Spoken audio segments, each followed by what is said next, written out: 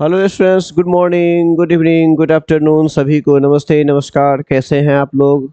I think आप लोग अच्छे होंगे, स्वस्थ होंगे। तो चलिए, रेनबो पार्ट 2 के जो पोएम सेक्शन में जो एक चैप्टर है आपका एन एपिटाफ, आज हम लोग उसी के बारे में डिस्कस करने वाले हैं, क्योंकि इनके राइटर के बारे में ऑलरेडी हम लोग देख चुके हैं, बहुत ही अच्छे से देख चुके हैं। ठीक है, तो अब ये जो चैप्टर है एन एपिटाफ, इन्हीं के बारे में आज हम लोग क्या करेंगे, डिस्कस करेंगे, है ना। ये एपिटाफ का मतलब ही समझ सकते हैं, आपका समाधि लेख या शिलालेख आप लोग बोल सकते हैं। और जैसे ही ये नाम से ही स्पष्ट है, तो ये आपको पता होगा ये क्या होगा, एक यानी कि उदासी को दिखाएगा। इट मीन्स ये जो पोएम है आपका एक मेलानकोली है। वो हमेशा ध्यान रखिएगा, जो किस टाइप का पोएम है, तो ये मेलानकोली है, हमेशा याद रखिएगा। ये पूछता है ना।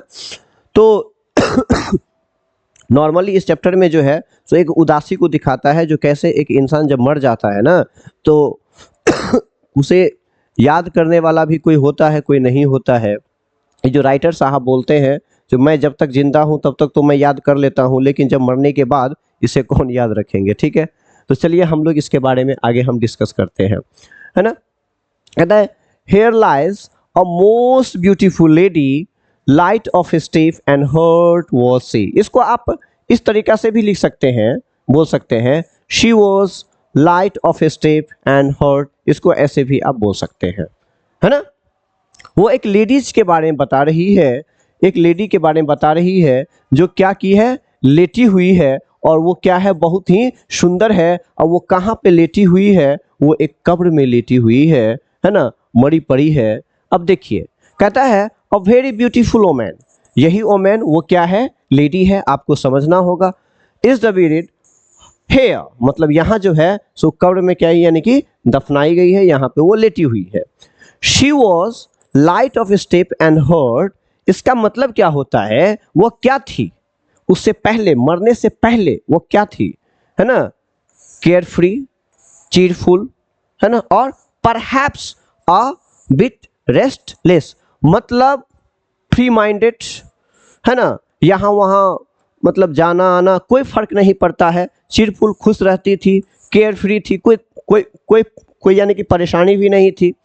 She didn't like to stay in one place, है ना, वह एक जगह नहीं रहना चाहती थी, मतलब उनके एक ही जगह रहना पसंद नहीं था, यहाँ से वहाँ, वहाँ से वहाँ। और वही लेडी, मतलब एक ऐसा लेडी जो एक जगह बहुत लंबे समय तक नहीं रह सकती थी, वो वही लेडी मरने के बाद वो लेटी हुई है, पड़ी हुई है ना, पड़ी हुई है। For long and lived life without many worries, मतलब वो बिना चिंतित का उधर उधर भटकती रहती थी, कोई टेंशन नहीं था उसको। लेकिन वही लेडी जो है सो अब क्या की है, लेटी हुई है, उसे कोई पूछने वाला नहीं है। आई थिंक आपको ये लाइन आपको अच्छे से क्लियर हुआ होगा, यानी कि वो बताते हैं जो मरने से पहले वो इधर उधर जाया करती थी, एक जगह नहीं रहती थी, लेकिन वही लेडी मरने के बाद एक ही जगह जो है सो पड़ी हुई है, उसे याद करने वाला कोई नहीं है। वो चीरफुल रहती थी, रेस्टलेस रहती थी, यानी कि एकदम टेंशन फ्री रहती थी वो, लेकिन वही लेडी आज लेटी हुई है। ठीक है, वो लेडी क्या है, मोस्ट ब्यूटीफुल लेडी है। ठीक है, आगे बात करते हैं, चलिए। तो अब जो है नेक्स्ट लाइन आपका क्या कहता है, वो आपको देखना है। इसका जो नेक्स्ट लाइन है ये साथ ही लाइन का है, आपको पता होगा। आई थिंक, आई यहाँ पे कौन है, ये आपको समझना पड़ेगा, वाल्टर डेला मेरे साहब है। आई थिंक, मुझे ऐसा लगता है, she was the most beautiful lady, उनके हिसाब से वो बहुत ही सुंदर लेडी है ना। I think she was the most beautiful lady, है ना, that ever was in the West Country, जो अभी तक इनसे पहले वेस्ट कंट्री में पैदा ही नहीं हुई। सिंपल सी बात है, ये बोले इनके हिसाब से, सभी के हिसाब से नहीं, इनके हिसाब से एक ऐसा लेडी जो पहले इधर उधर भटका करती थी, फ्री घुमा करती थी, वही लेडी मरने के बाद जो है सो पड़ी हुई है, लेटी हुई है, और इसे कोई पूछने वाला नहीं है। इसीलिए वो बोलते हैं जो I think she was the most beautiful lady, है ना, that ever was in West Country. दूसरी बात, आपके एग्जामिनेशन में वो पूछता है, वो जो मोस्ट ब्यूटीफुल लेडी होती है वो किस कंट्री से बिलोंग करती है, तो आपको हमेशा समझना होगा वेस्ट कंट्री, ये एग्जामिनेशन में भी आपके पूछे गए हैं। चलिए आगे बढ़ते हैं। अब इनके हम पूरा जो है सो चैप्टर को देखते हैं।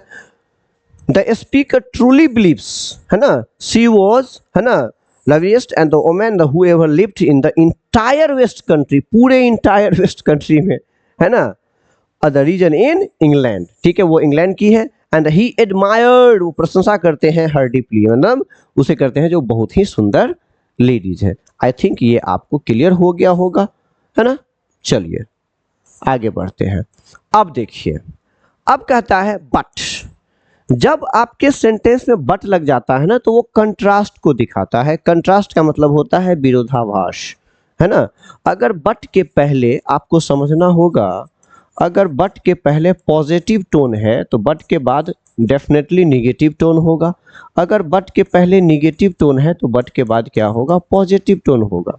ये सही है, आपको समझना पड़ेगा। तो चलिए देखिए, अब हम इसको समझते हैं। But beauty vanishes, beauty passes, however rare rare it be. देखिए, अब यहाँ पे चैप्टर का जो मेन चीज है कंट्रास्ट है, वो आपको पढ़ना होगा।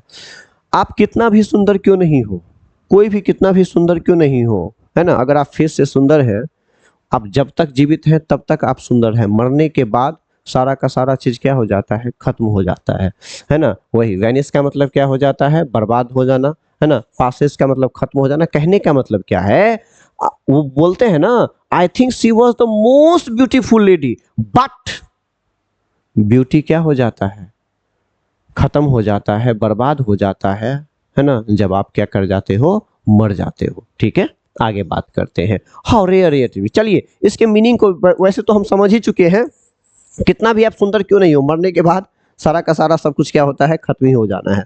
अब देखिए मीनिंग को भी समझ लेते हैं, है ना। उसके बाद कहता है the speaker reminds us what, हमको क्या याद दिलाते हैं वो, कहता है that the physical beauty doesn't last forever. कहता है फिजिकल जो आपका ये सुंदरता है फेस, वो हमेशा के लिए नहीं रहता है। जब तक आप जीवित है, जब तक आपका सांस है, तब तक ही है, उसके बाद सब कुछ खत्म है। No matter how special rare someone's beauty, कोई फर्क नहीं पड़ता है, इज द इवेंचुअली फेट, सारा का सारा सब कुछ क्या हो जाता है, नष्ट हो जाता है, बर्बाद हो जाता है। फिर टाइम और डेथ, समय के हिसाब से सब कुछ क्या हो जाता है, खत्म हो जाता है। कहा जाता है ना, हम लोग क्या कहते हैं, जानते ही हैं, जो life is uncertain but death is certain, है ना। एक दिन से सबको मरना ही है, तो सुंदरता भी क्या करना है, सबका जाना ही है। चलिए आई थिंक हम लोग इसका लास्ट लाइन में हम लोग हैं, आगे बढ़ते हैं। एंड अब कहते हैं and when I crumble who will remember this lady of the West Country. मतलब वो बोलते हैं व्हेन आई क्रम्बल, है ना, and when I crumble who will remember this lady of the West Country. वो बोलते हैं अभी तो मैं इस लेडी को याद कर लेता हूँ, लेकिन जब मैं खुद मर जाऊंगा, मतलब उनको ये चिंता है फ्यूचर के लिए उनके बारे में, अभी मैं जिंदा हूं तो मैं तो इसे याद कर लेता हूं, लेकिन जब मैं मर जाऊंगा तो कौन है इसे याद करने वाला, कोई नहीं है याद करने वाला, है ना। तो वही है, आगे देखते हैं। The speaker worried about the future, है ना, वो अपने फ्यूचर के बारे में नहीं।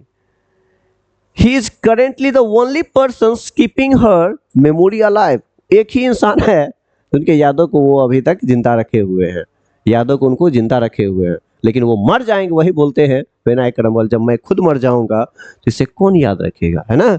कहता है व्हेन आई डाई, वही जब मैं मर जाऊंगा। व्हेन आई डाई, डाई यानी कि क्रम्बल का ही मतलब क्या होता है, die. Who will be left to remember her, कहता है कौन बचेगा इसे याद करने के लिए, कौन, मैंने तो ऑलरेडी आपको बता चुका हूं, है ना। He fears that once he is gone, मतलब उन्हें ये डर है जब वो चले जाएंगे इस दुनिया से, है ना, क्योंकि मरना तो तय है। कहा जाता है ना, life is certain but death is, sorry, life is uncertain but death is certain. ठीक है, जीवन जो है सो आपका क्या है, असत्य है, लेकिन मृत्यु क्या है, आपका सत्य है। ठीक है, तो जब वो मर जाएंगे तब उन्हें कौन याद रखेगा। हर ब्यूटी एंड द एग्जिस्टेंस, है ना, will be the completed forgotten by the world, मतलब पूरी तरीका से इस दुनिया जो है सो इसे क्या कर जाएगी, भूल जाएगी, कंप्लीटली फॉरगेट, मतलब पूरी तरीका से, है ना। चलिए, तो ये चैप्टर का जो है सो आपका लास्ट टॉपिक था, कहने सॉरी ये लास्ट लाइन था, और ये 7 ही लाइन का है, गिवन है।